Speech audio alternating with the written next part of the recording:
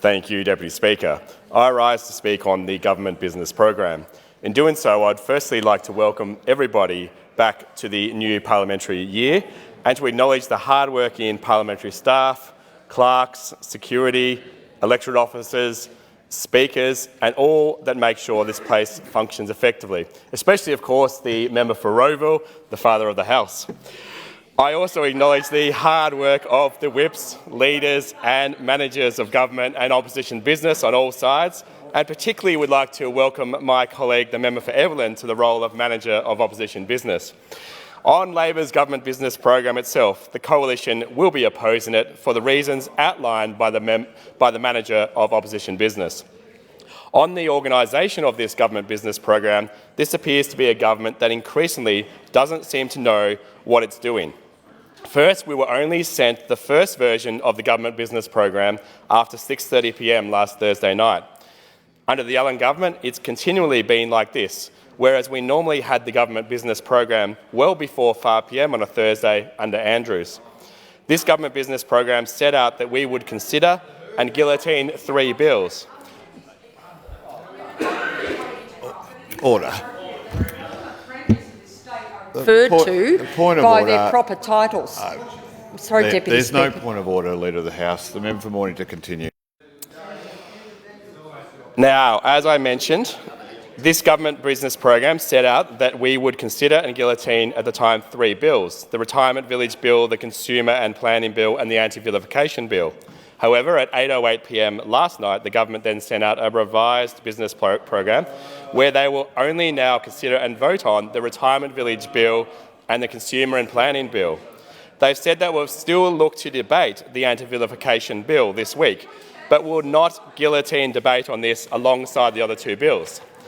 Either this government cannot plan their week to start with, or is worried about the serious backlash from the Christian, Islamic, Jewish and other groups over their ill-thought-out and religious freedom-smashing anti-vilification bill, or both.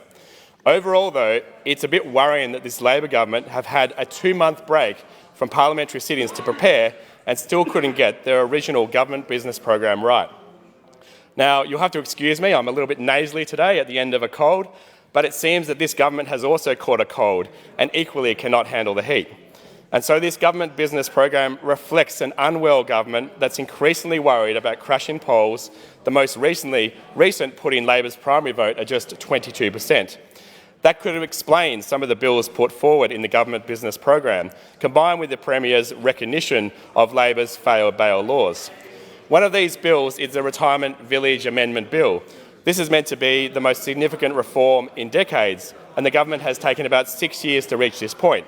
Yet stakeholders, particularly residents, have still raised so many concerns about the rushed nature of this bill. Just last week I met with local residents in my electorate of retirement villages, and many were very concerned about this bill as it is, particularly in light of what they've experienced themselves. And they were very surprised when I told them that the bill was going ahead this week. Instead of doing the necessary further consultation, we have a government that's just determined to cram this bill through in the first sitting week of Parliament. There are massive issues in the retirement village sector that need to be fixed, and Labor are worried about their polling numbers, but they still aren't getting it right. Deputy Speaker, we also have the Anti-Vilification Bill, which the government was originally going to guillotine this week, but now isn't, but have said that they might debate. This bill may be well-intentioned, but it's completely flawed in execution. Perhaps the government have delayed this bill from being guillotined given the potential unintended consequences, particularly with its new genuine political purpose defence, which has already raised serious concerns from the Jewish, Christian and Muslim community groups alike. Finally, there is the Consumer and Planning Bill as well, a bill that introduces very sweeping changes to the rental and planning sectors without properly considering the impact on rental providers and tenants. The Leader of the House talked about fairer and cheaper, but all I see is a fair price hike. The member's time has expired.